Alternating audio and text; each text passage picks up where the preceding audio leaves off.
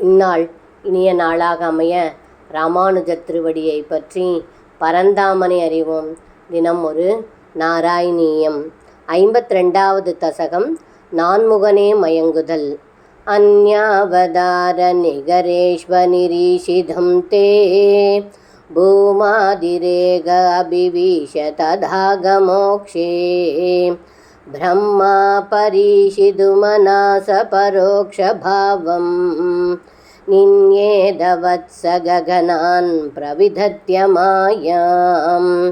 இந்த பாடலுக்கர்த்தம்: ஏ குருவாயூரப்பா, தாங்கள் பல அவதாரங்கள் எடுத்தாலும் அகாசுர மோட்சத்தில் காண கிடைக்காத சில வியக்க வைக்கும் பெருமைகளை நான்முகன் கண்ணெதிரே கண்டார்.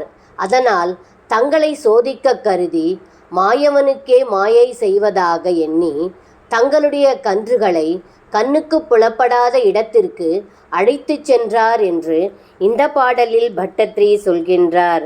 சர்வம் கிருஷ்ணார்ப்பணம். ஸ்ரீ குருவாயூரப்பன் திருவடிகளே சரணம்.